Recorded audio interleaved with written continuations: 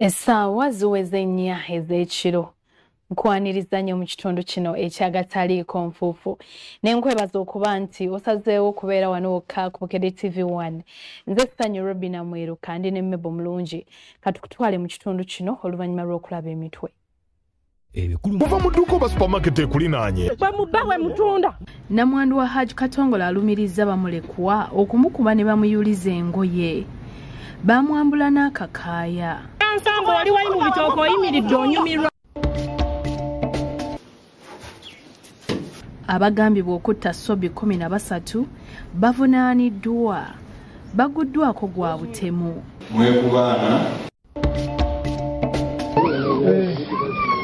Owooluganda yeesuddemu akambayaaya n'atta banne 4 naye abatuuze bamusse. Pulezidenti atisse omumyuka w'obubaka ng'agumya ba-investor ku by'okwerinda. Uganda is a beacon of security.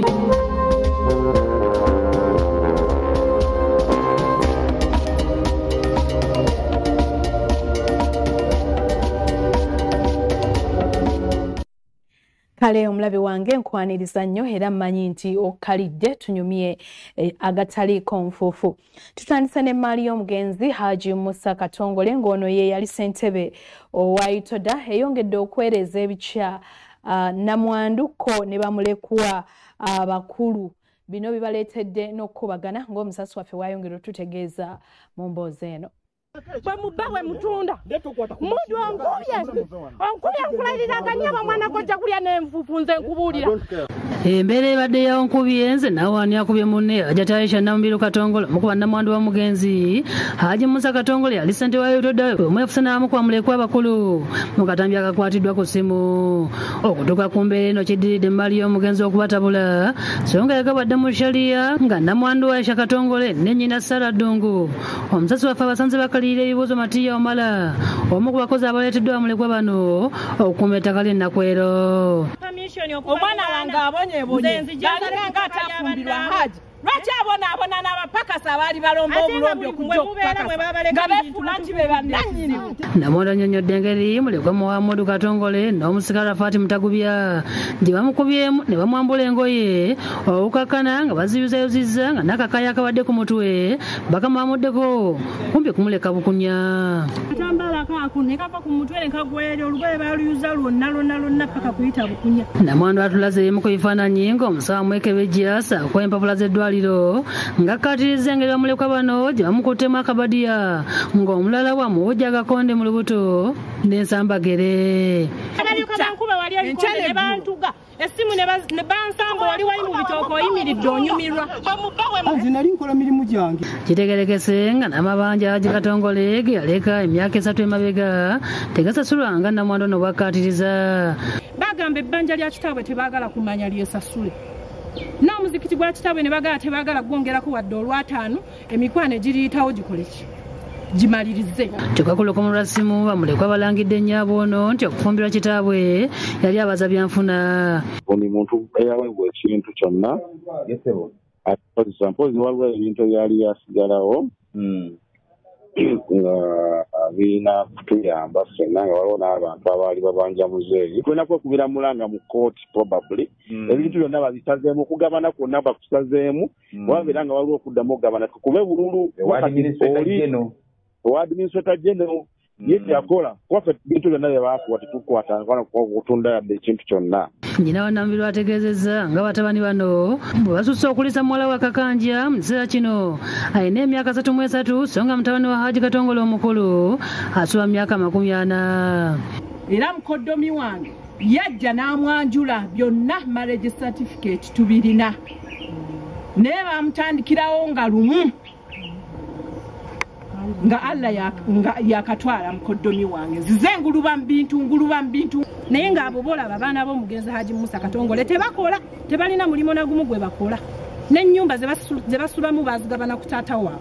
Nnamwandu Alumirizza abavubuka bano okweza ebintu byonna omuli n'ebyamulekwa abato byazaala mu Haji.Katongole. N'asomesa basomesa be batunze buli kimu be badisorganize buli kimu bagambye bo tebakwatibwako bo bali untouchable bo bali balina contacts za security era bo bagagga baana ba mugagga tebakwatibwako naye batunze buli kintu kyonna nga buli kye batunda n'abaana bano abato be batulekera tebabawa. Mu by'obugagga ebisinze okuvaako leenya ettaka lya faamu erwabyata mu Bugerere abaana libapangisaako yiika 15 eri abalimi yiika emu ennaku ero bagitunda ebirala omuli ente ssaako n'emmotoka byonna byabuzibwawo. Ebintu byagabibwa Sheikh Kibaate ebintu babigaba ba afizo ebintu babigaba ba Sheikh ne documents weeziri ezigaana omuntu okutuuka ku kintu kye yakola kye yagabana bazireete kati abaana faamu zonna bagenze bapangisa ebirala nga batunda bo nga we sigumwengo oba ebiri nga bagalana muttirayo. Hajati Sala Ddungu nnyina wa Nnamwandu wafukamidde ne yeebaza ab'ekibuli olw'okulwanirira bazzukulu be kyokka n'asaba bongere okubayamba ku bamulekwa bano.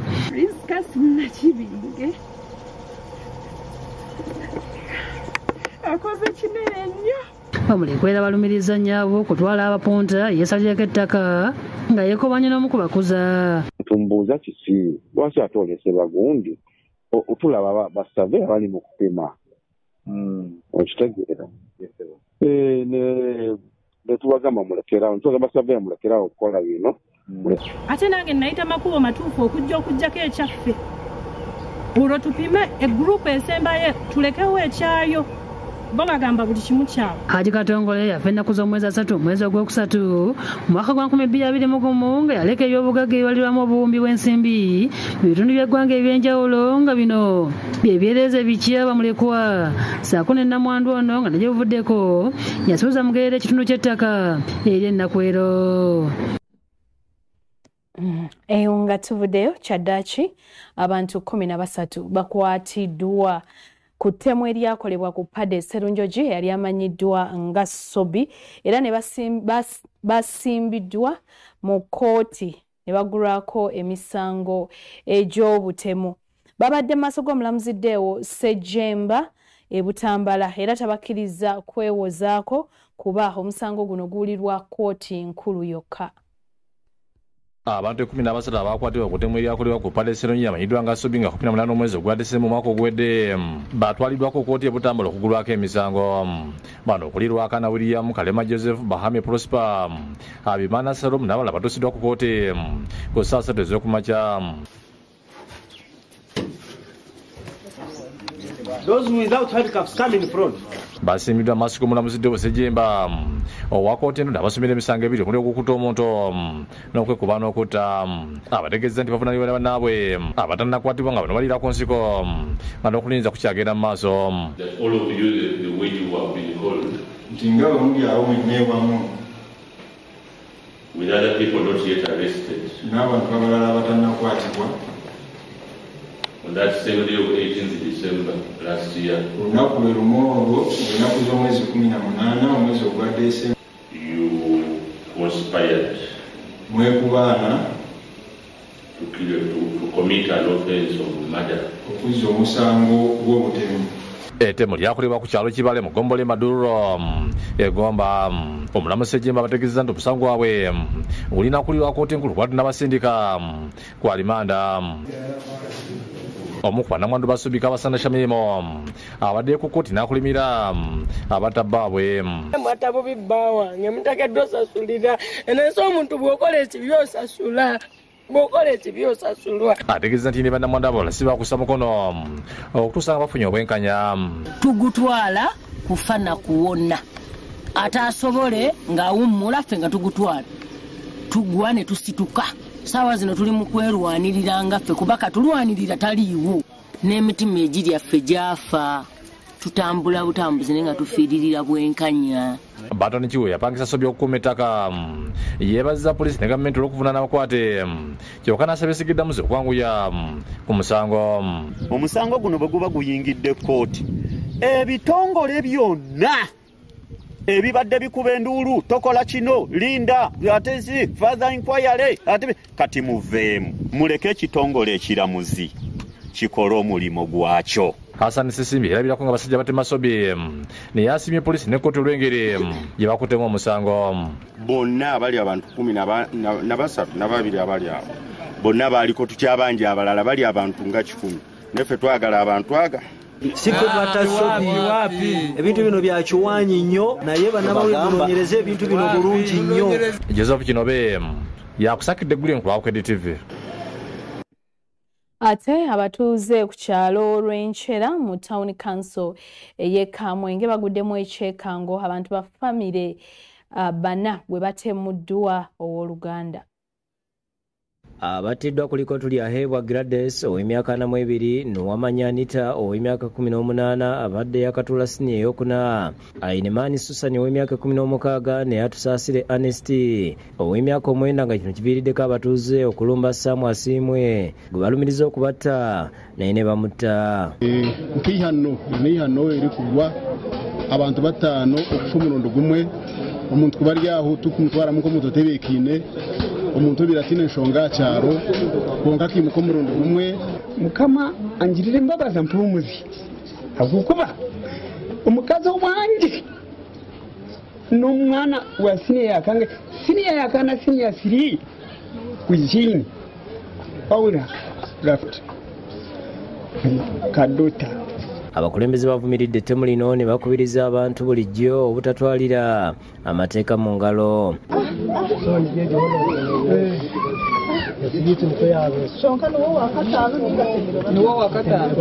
Twetera mitima byoba buri obutokoza bwongo tubireke ahabwokuba embere ziri nungi abantu baitu. Nanjera kitongera omuntu arabagizire kizibu na mugenzi we gezaho muno kurora no gambira abantu no gambira omuntu wande uko gambira omuntu na cancelling. Let us try to always go to our places of worship. Actually nyona ngo nabona interera abantu nabaterera umuranga ngo edini zitari za bishenkuru na bishebu batanike kuzigenda hompora abantu bagarikire mukama. Kyokka bamubategezeza nga Asiimwe wabadde omuntu mulamu.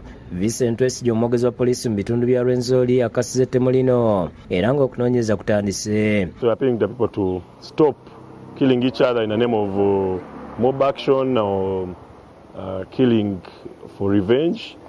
And as police, we reached our scene, and today morning, our teams headed by DPC, because this happened in the night in Nkoma, that is in Katalieba Town Council. Police reached there in the night to secure the place or preserve the scene. Emirambo gigiddwawo ne gitwalibwa mu ddwaliro erirwa Manja okwekebejjebwa n'oluvannyuma ne gikomezebwawo okuziikibwa. Anthony Atwine yakusakidde gwino ku Bukedde TV. Tabamiruka owannamu ayingidde olunaku olwokubiri ng'era olunaku olwaleero abakungu bateeseza ku nsonga z'olutalo mu Gaza n'ewalala yonna.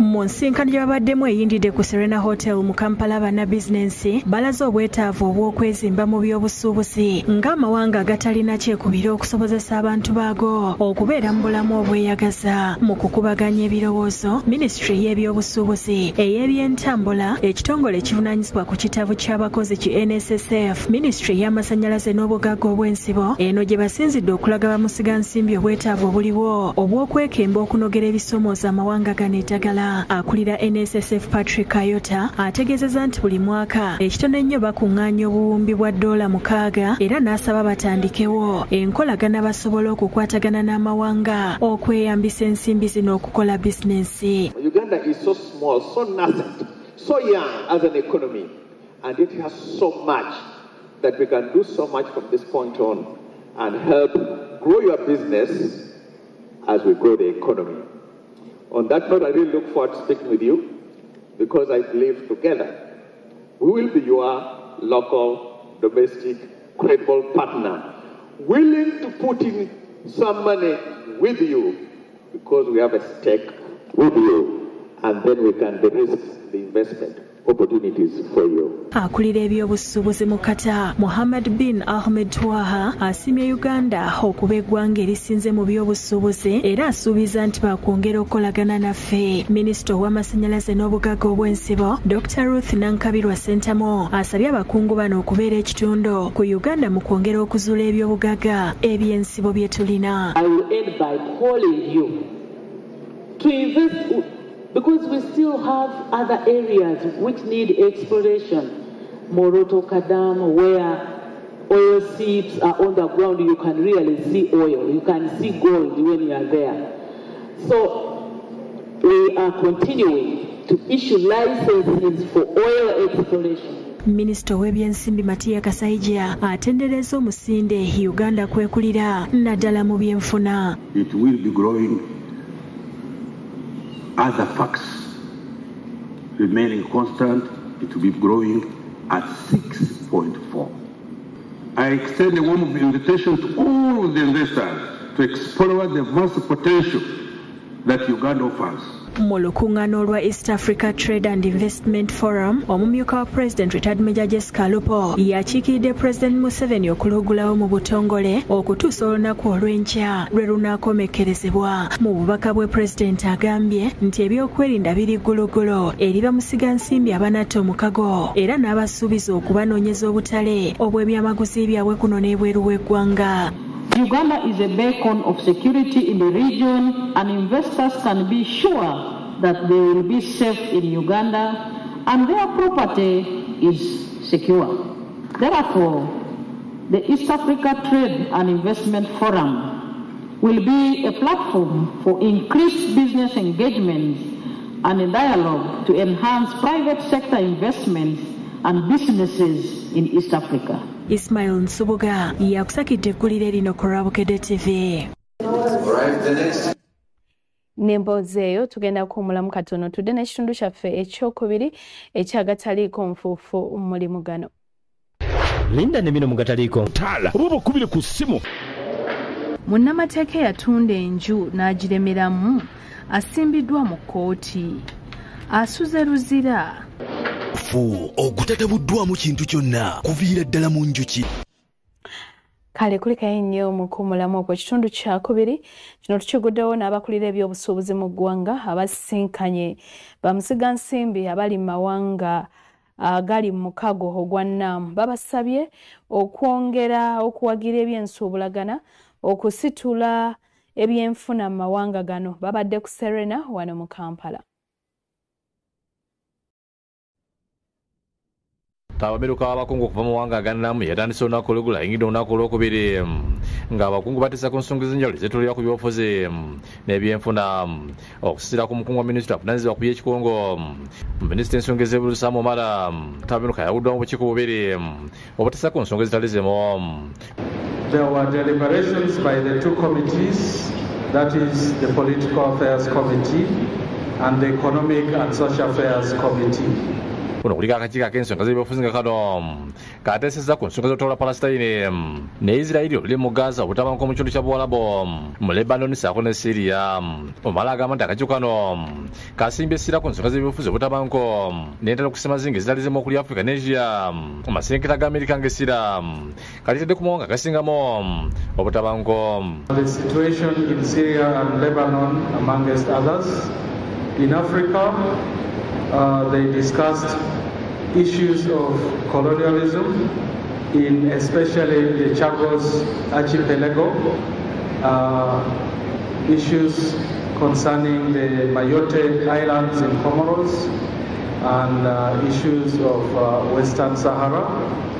Omwana ategeeza nti kwakakiiko akakola ku nsonga z'ebyenfuna n'embeera z'abantu kateeseza ku nsonga z'enkyukakyuka mu mbeera y'obudde, ensonga z'okukusa abantu n'ensonga z'omuyaga ogusiikula omusenyu n'enfuufu mawanga agali mu malungo. Economic and Social Affairs Committee discussed issues of climate change, combating sand and dust storms, issues of human trafficking amongst others. Tambiro abakungu yesosewo kudde kutabiruka wa minisita olwo akomekiriza ebinitambiro abakulembeze b'amawanga agali mu kawo gwa Nnamo ebyo beeridde nga abakungu ku mawanga ag'enjawulo bakyatuuka ku kiseera ky'ennyintu by'okwetaba mutambiruka babaze kuliko minisita w'ensonga ez'ebweru wa Algeria atuuse ku saa 12 z'akawungeezi agobereddwa minisita w'ensonga ez'ebweru ow'eggwanga lya Angola n'abalala bangi. Fred Kajobe yakusakidde eggulu ku Bukedde TV. Kale ebyo bye bibadde mu nnyonyo olunaku lwa 2 nga tuli mu lukuŋŋaana lwa Nnamo.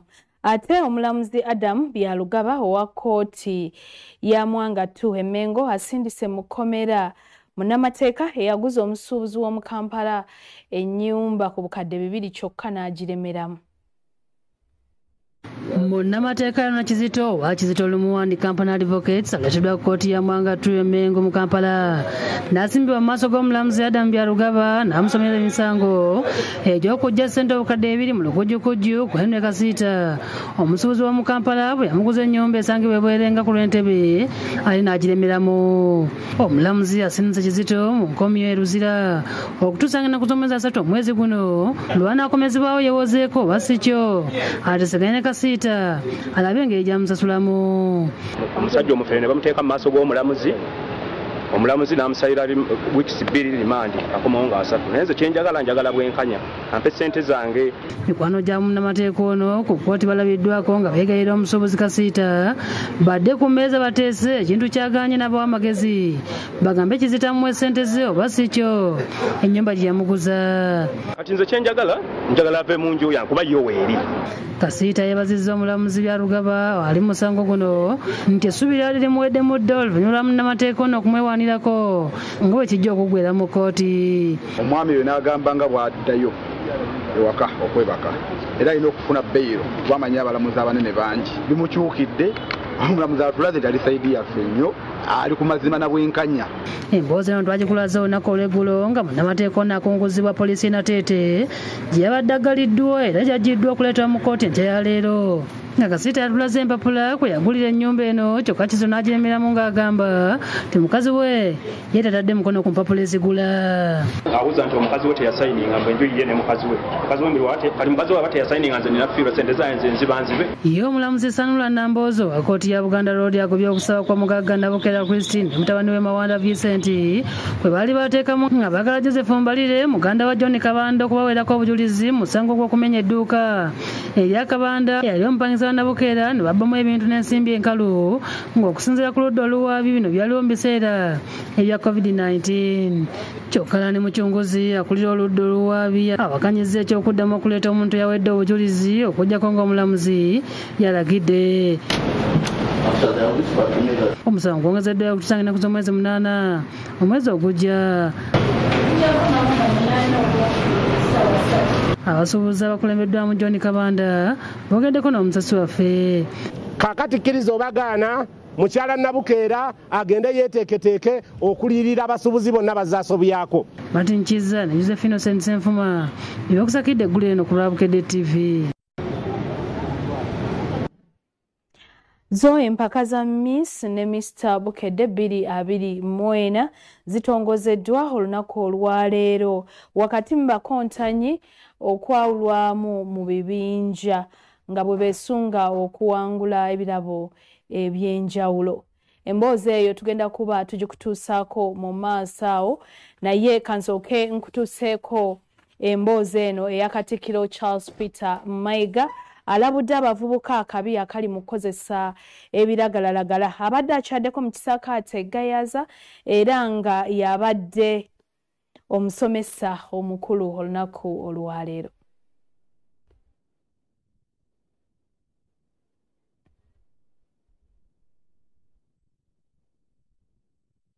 Abakontanyi enkaaga mu kibinja ekisooka mu mpaka za Miss and Mr. Bukedde.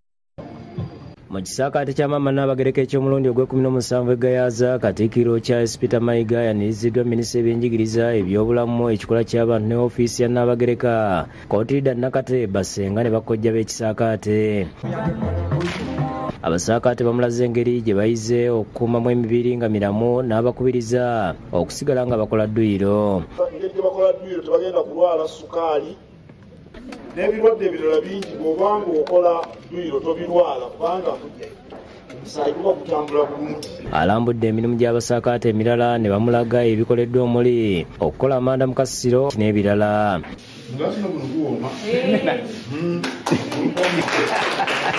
Bakira buli watuuka asibirira abasaakaate entanda. Twagala omuntu atuukiridde ng'oli musawo oba ng'oli munnamateeka oli looya naye ng'omanyi ebikwata ku kikakyo ekyenjovu. Ayogeddeko n'abasaakaate abayingidde emyaka gy'ekivubuka mu ngeri y'enjawulo n'abalabula ku kabi akali mu kukozesa ebiragalalagala. Era bw'osanga omwana nga yazze n'ebiragalalagala ku keesi olina okudduka n'omulompa mu bakulu kubanga ayagala kukwonoonera biseera eby'omu maaso. Ebiseera eby'omu maaso ye future. Nannyini mbuga y'omwaka guno Kizito Mukalazi ayogedde ku njawulo y'ekisaakaate ky'omulundi guno n'abaana bye bayize.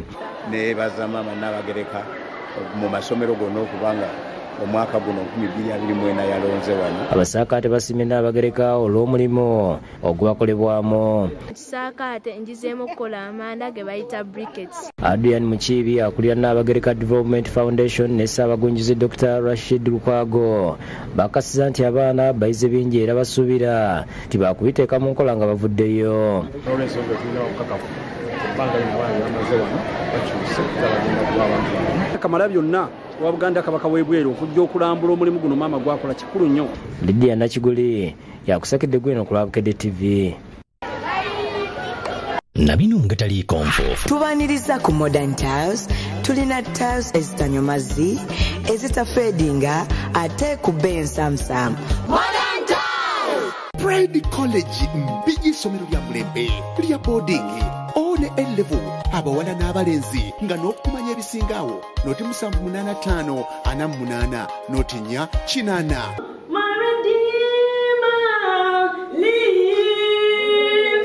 Empaka za Miss ne Mr. Bukedde zitongozeddwa olwaleero.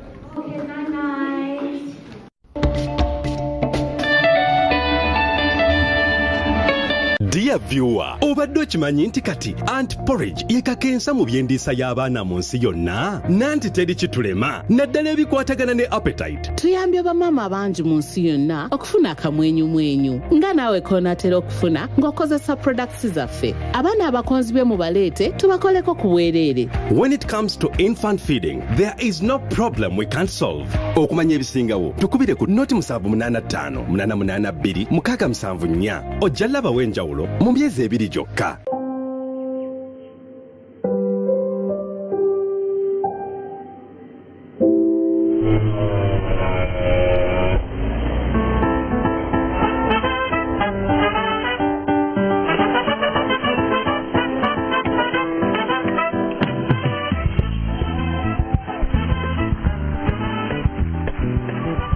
Life is beautiful.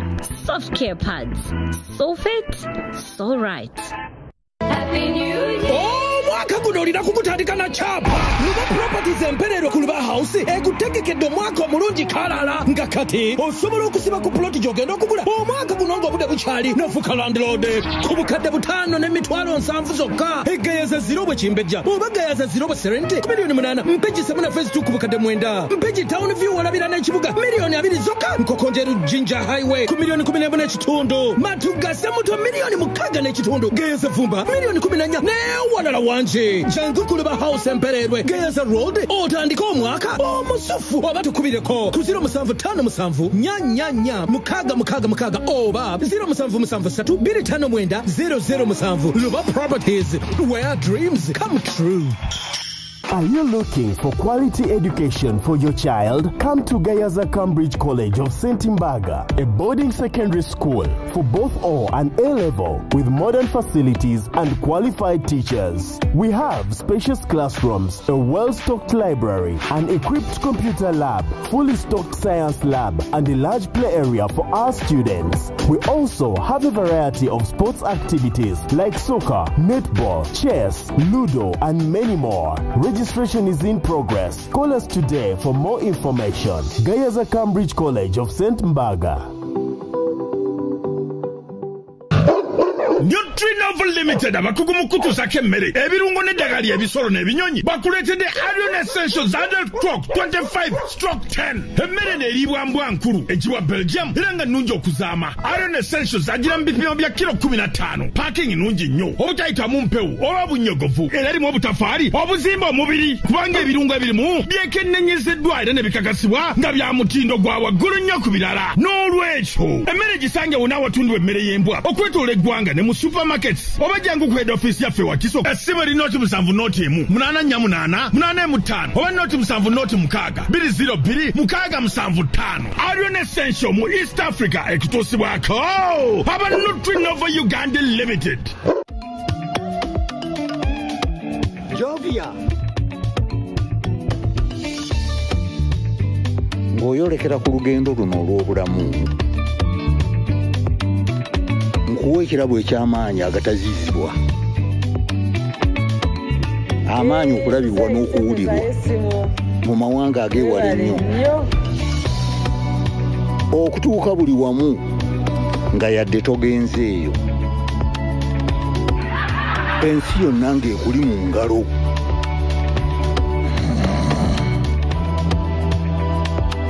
Okutambula mu biseera n'okumanya buli kimu ekirina okumanyibwa.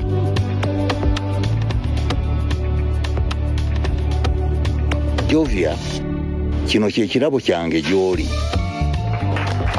Tewali kumu ku ki ky'osobola okukola ku mukutu nnandameggwa ogwa MTN. Tukwaniriza wano ku Vision Plus Furniture ku Rubaga Road. Wosanga ebintu byonna ebikozesebwa mu mayumba. Tulina ebikozesebwa eby'omulembe eby'enjawulo ng'eby'amawofiisi, eby'omu madiiro, ziddayiningi, eby'omu bisenge n'enyekindeketi. Byonna tubijja mitala w'amayanja.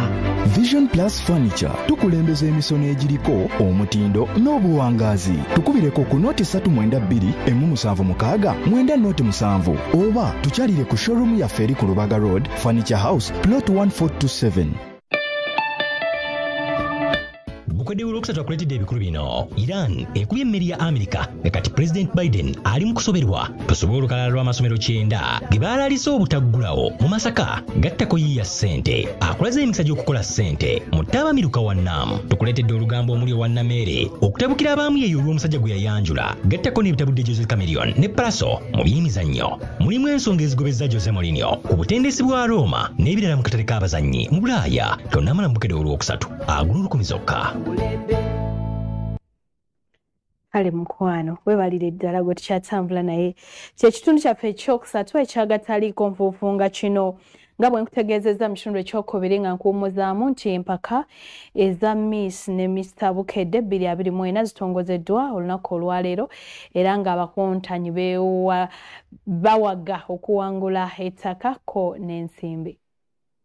Abakontanyi enkaaga mu kibinja ekisooka mu mpaka za Miss and Mr Bukedde sizoni eyokusatu babokereza nkola ku kitebe kya Fano Ministry area okusunsulwamu mu mpaka zino Miss ne Mr Bukedde buli mwa kufuna ekyapa ky'ettaka zako n'obukadde 5 babakontanyi abalala babiri abanatuuka ku mpaka z'akabonizo bakufuna obukadde 5 Jinali muto abakontanyi buli omwala zikyalina mu maaso g'abasazi baazo okuli bakozi bannaffe essanyu Robina Mweruka ne Joseph Batesa ne Sophie Gombya ne Jonike mutereze mpewo z'ekigaba subakuweki tutunaffe pesowoddeyo obusimbala amu kuwangula omwaka ogwedde okukwalifiya Nambazira yawangula ekya Miss Bukedde sizoni eyokubiri ne Precious Ayesibu yakwata ekyokubiri ku kifo ky'obwa Mr Balikentana gye basibirira abakontanyi. Tube confident ekirala Katonda bannange musabeeko tusabeko Katonda ajja kuyisaawo ngera okwesiga Katonda kubanga yasobola okuyisaawo mu buli level yonna. Abawagizi bange bonna abefoti Wayise Kawempe Katogo zone ndeeta omuliro era bakakasa zino empaka namaze doziwangula meketa macupa nga goleeta jirita okuwangula kyapa ne ssente okukadde 5 kubanga ndi mubi Bukedde nakati boogere sibawana chansi. Jonike ne Joseph bate balambuludde byebagoberera nga basala empaka zino. Kyankizo nnyo okuba nti otegeera ekika ky'eddoboozi ky'olina ate n'omanya luyimba ki olusobola okutambulira ku ddoboozi lyo. Kubanga ffe empaka tetuzisala ffekka naye abalabi nabo basala empaka naye obakutta otya omutima gutuzena mu bulungi kubanga oyagala ssente zerinozekyo n'opakukapakuka n'ekyowandiiko notakikola. Richard Ntale kulwamu vitu kuba mukwataddemu ssente aliko byalambuludde. Tuwezezza emyaka 26 omwaka guno era tugijaguza nammwe kwe kusiima nti twegatteko ku Bukedde TV ne Vision Group kuba tukola naye ebintu bingi. Lwaki twali badde tuwegatta ku kintu bwe kiti ku movie tulina ekintu kituyita all day confidence. So all day confidence kituba kitegeeza nti twetaaga nnyo abantu abekkiririzaamu. Gerard Bate ku Lwanjovu Estates abawayo ebyapa yali ku bubaka bwasibiridde abakontanye. Ffe basponsa tubaagaliza buwanguzi mwenna era mmanyi kummwe Katonda gwawanzeeko eddusu ajja kuwangula. Bintu ebirimu Katonda binyuma. Richard Kaira Salongo manija Bukedde TV asimye abavugiriza okubegata ku muteekateeka za Messi ne Mr. Bukedde nasaba abakontanye okwongeramu amaanyi. Bukedde TV yavaayo ne project zino okugezaako okulaba nga tutumbula ebitone ebyabavubuka kusingira ddala ku bavubuka bangi balina ebitone ebimu bifiire eyo. Kati ekiruubirirwa kya Bukedde kyakulaba nga abantu abo ebitone ebyo tubitumbula. Kati twebaza nnyo abo abatukwatirako okulaba nga tutumbula ebitone ebyo. Mu kiseera kino tulina abasponsors 5 okuli Njovu Estate Developers abo tukwataganye nabo era be batuwadde n'ebyapa ebibiri ebigenda okugabirwa Miss ne Mr. be bawanguza ababiri ate okwo kwe tunagatta n'ensimbi ezigenda okuweebwa Miss wamu ne Mr. Ate n'abo abanaba baddiridde agoberedde Miss naye wakuwangula obukadde bw'ensimbi 5. David Tamale yakusakidde guli nkula Bukedde TV. Kale ku Sunday beerako nnyo olabe ekitundu kyaffe ekisoose mu kusunsula. Ate mu mboozi yaffe eya NADS tukuleetedde eyali omukozi mu kitongole ekya KCCA ng'ono yafuna ente y'olulyo ng'eno ebamazeeko ennaku kubanga eze bazaalira ennyana ez'olulyo.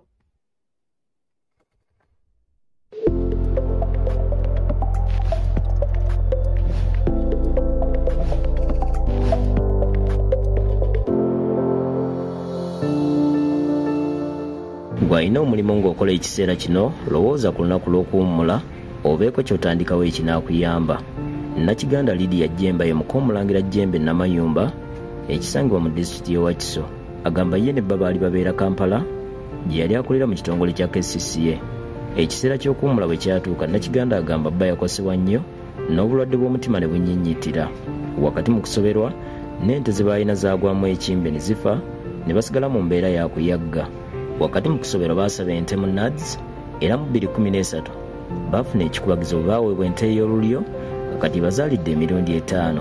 Emabegako twali tulunda kubanga sijja kugamba nti twatandika butandisi kwolwo twali tulunda naye ente zaffe ne zifa ebizibuzibu era nga obulunzi bwe bubeera naye ekikubagizo kyali kya kusaba nte mu project ya NADS era mukisa ne tugufuna 2013 ne tufuna ente munnanga ali mu retirement alwadde ente netubeererawo era etubeererawo. Ategeeza nti ente yabaweebwa evaamu amatali teziri wakati wa 10 ne 15 olunaku nga gano gatundibwa wakati wa siringi 1200 n'olukumi buli liita. Kuno kwajeza asula omulaalo n'ensaasaanya endala kyokka ne bafisaako ne bafuna kye baterekako. Tufuna ssente ezituyamba kwejjanjaba okuzijjanjaba zo bikozesebwa mu maka ate ne tusevinga ne ku kasente. Nnakiganda agamba mu kiseera kino bafuna obuso obukola biogas ate gwe bakozesa okufumba. Ffe twali tumaze okuzimba plant ya biogas nga nakyo kimaze okufa kubanga kyali tekirina kikifeedinga. Kati awo twaddamu obulamu nti ensimbi tuzifuna project yaffe ya biogas yadde engulu ate era n'obusa butuyamba mu nnimiro zaffe ate era tubutunda nako. Kale kwegamba tetwazirika nnyo waaliwo ekikubagizo olw'ente gye twafuna okuva mu NADS. bw'atyo wabudde ababuusabuusa enteekateeka ya NADS nti beesibye bokka mu bwavu. Ffe tetukyali muntu gw'obuuza nti okola ki, nti ate nkola ki? Ffe tuli balunzi. Era bakuba bakulagira gagendewo omulunzi oli. Kati olaba nti NADS yatuwa omulimu. Ate ogutali gwa kibonerezo wabula ogw'emirembe ogutuyamba mu maka gaffe.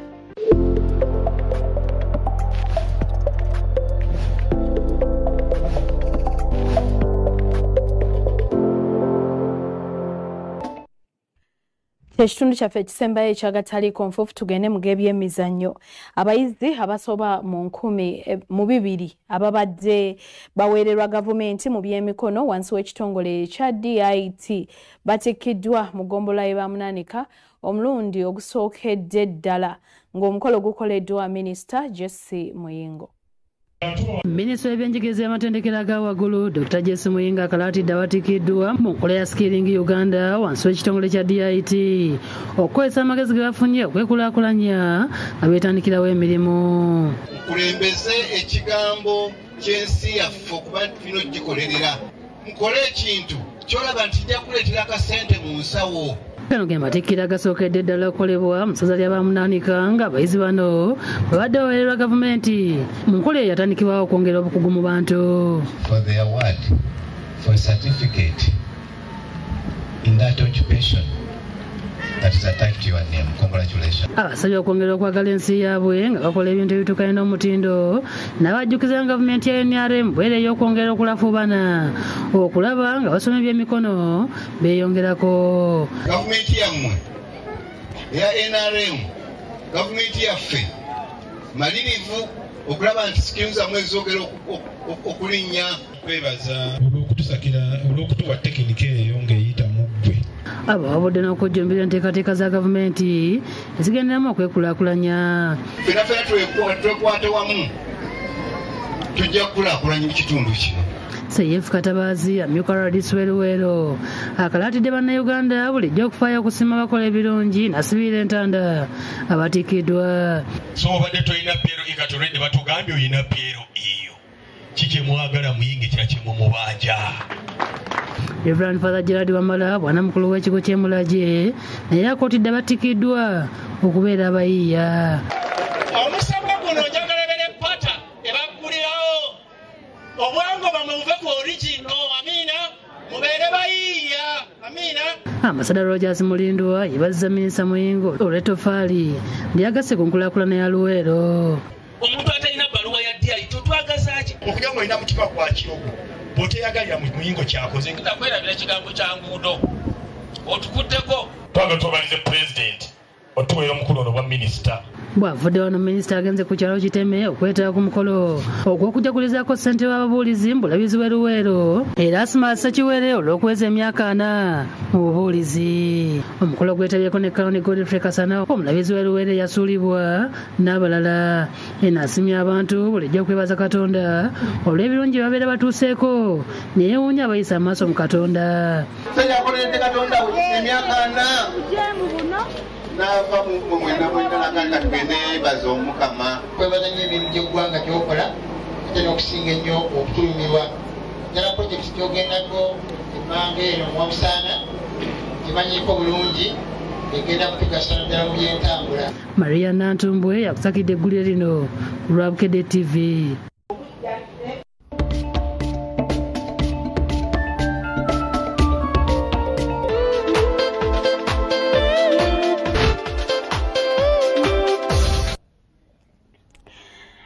Mbakulisaayo nnyo mu kitundu kyaffe ekisoose ekyagataliiko nfuufu ate katweyongereyo n'ekitundu eky'ebyemizannyo.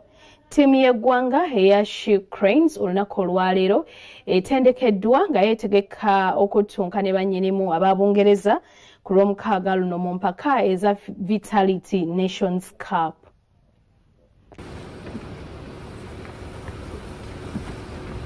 Ttiimu y'eggwanga y'omuzannyo gw'okubaka She Cranes etendekeddwa olwaleero wansi w'omutendesi Fred Mugerwa.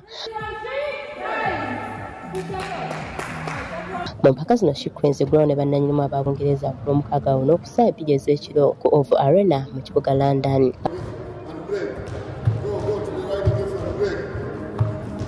Abazannyi bonna balabise nga bali mu mbeera nnungi. Omuzannyi Anisha Mohammed yabulayo. Tubadde tugezaako okulaba engeri gye tuba tutambuza mu mupiira ddala nga tukufunye tusobole okuba nga tufuna amabanga amalungi n'okuba nga tuzibiza egolo zinawo tuteebye. Nsuubira kyo tuyambako okuba nga tuwangula empiira gyaffe giddako. Tugezaako nnyo okukola ki okwesindika n'okucommunicatinga coach abadde was running through drills that tulina okukola to avoid long passes and okukola ki okubeera nga tuzanya style eyaffe. Omutendesi wa Shikwenze Fred Mugerwa mweraliikirivu olw'embeera y'obunyogovu eri mu Bungereza ng'abazannyi be badde tebagimanyidde. Obudde yo si nnungi nnyo olw'ensonga nti obudde Wales badde bunnyogoga neesibulinga nga buno ate buyitirivu nti nakati tutweringire wennyini ekizimbe kyonna kinnyogoga kiringa kiri mu freezer. Ssaawa eno Bungereza ekwata kifo kya kusatu mu mawanga agasinga okuzannya okubaka mu nsi yonna ate Uganda ekwata kifo kya 7. Emirundi gyonna Bungereza gy'esisinkanye Uganda egiwangudde ng'amawanga gombi gasemba kusisinkana mizannyo gya Commonwealth 2022 nga Bungereza yawangula ku ggoolo 5-3-5. Empaka za Vitality Nations Cup zakwetabwamu amawanga 4 okuli Australia, New Zealand, Uganda ne Bungereza abategesi.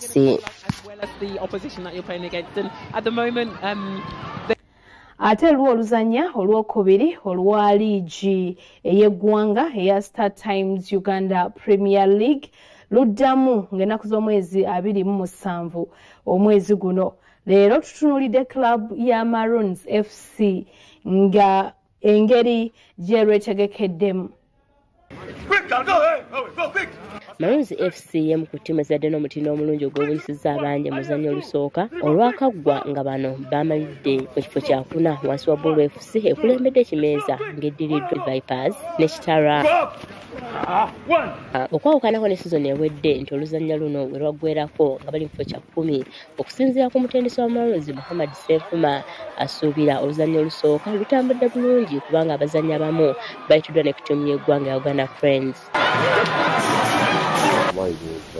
Wali sapoti ebadde awo waggulu manyi abantu ekiseera ekisinga balabawo wano ku kisaawe bagamba buli kimu kigwera ku kisaawe naye bitandikira ddala wabweru wa kisaawe. Twebaza Katonda olwekyo kikoze bulungi wotunoolya musanduku musambi bakoze bulungi nnyo tubaddemu n'abasambi bolaba tesinga obasongako. Agamba emu ku batuusizaawo okusigala ku bigendererwa bye bateekawo ku ntandikwa. Ebigendererwa lwamwasetinga ebiba bijja kutuukirira kuba twasetinga tulaba tukyali ku mulamwa tetunaba kuguvaako tulaba buli gemu ebaddewo mu kasirawundi tubadde ku mulamwa era tusaba kibeere bwekyo. Oluzannya olwokubiri luddamu mwezi guno nga 27 ng'ono ayagala kwenyereza ddala mu bitongole eby'enjawulo. Okugoba omupiira okuba kuteeba oba oteeba oba otokuwininga gemu tukyetaaga okwongeramu mu maaso awo striker mu maaso awo omulungi asobola okutukolera omulimu bane gwe badde bakozeeko wabula natwongerako ekyagyetaagira ddala. Baagala kwongera kusingako awo mu kifo kye balimu ku Kimeeza n'omutindo gw'abazannyi sobola okuvuganya obulungi lawundi ey'okubiri. Akapiira ebiseera ebisinga togaa nti fasi lawundi maze tukyali banyoota nnyo twagala tulabe nga sizoni eggwako tube nga tulina kye tukoze ebigendera yaffe sizoni ng'eweddeko awo tugenda obiteekingira. Oluzannya olusooka baamazeeko nga bali mu kyakuna n'obubonero 28 nga Bull FC yeekulembedde n'obubonero 33, Vipers mu kyakubiri n'obubonero 3 ate Kitala kyakusatu n'obubonero 29 nga SC Villa eri mu kyakutaano. Ate bwe tweyongerayo zo empaka eza Africa Cup of Nations ziddamu nkya n'emipiira ebiri nga